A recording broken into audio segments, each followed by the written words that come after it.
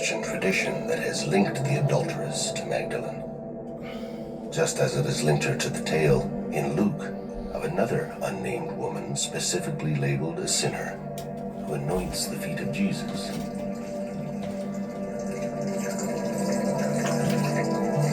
Drying them with her hair.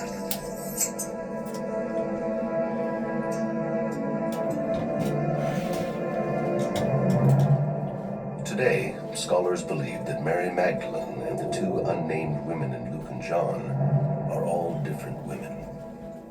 The tradition of linking Mary Magdalene to these so-called sinners can be traced back to a turnaround in the church of later centuries, when women were excluded from being consecrated as religious leaders. Previous to that time, women were ordained. And in many early Christian writings, Mary Magdalene is highly respected as a missionary. I think that Mary Magdalene was an extremely important person in the Jesus movement. So important that I think, this is my opinion, I know I'm not representing anybody else in this, but I think that she actually is the real founder of Christianity.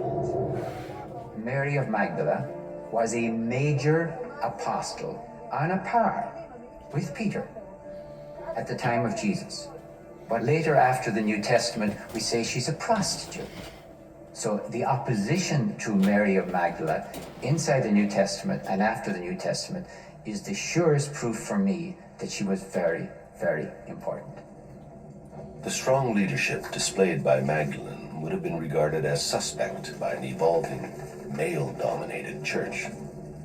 So from the 2nd century, when church fathers began suppressing dozens of early Christian writings, the church rejected two texts that held Mary Magdalene in highest regard: the Gospel of Mary Magdalene, and a text describing her brother's ministry, the Acts of Philip.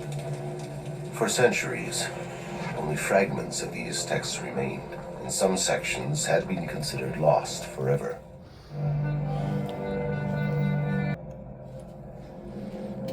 In 1974, in an ancient monastery on Mount Athos in Greece, a Harvard University professor, Francois Bovon, uncovered a 700-year-old manuscript. It was the most complete copy ever found of the 4th century text, the Acts of Philip.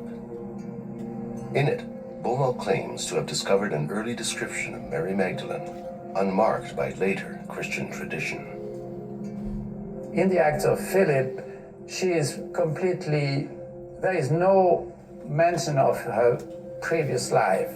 She's seen positively as a Christian missionary. So she is completely at the same level as male missionaries. She preaches, she teaches, she baptizes, she carries even the title apostle.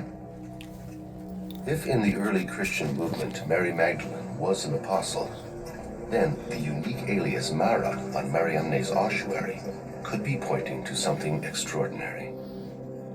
In Aramaic, Mara means master. Mara, the master.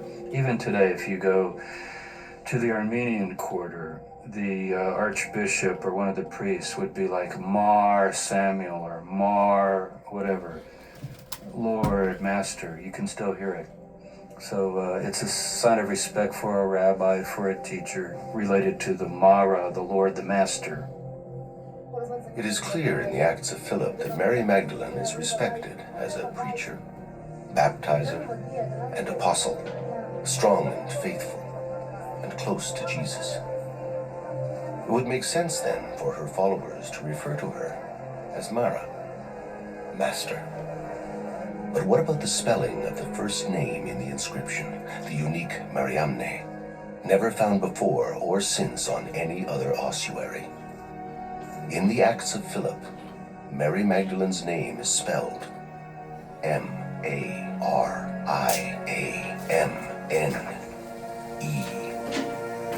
Mariamne. Mariamne is the same woman as Mary of Magdala or Mary Magdalene in the Synoptic Gospels and in some non-canonical texts.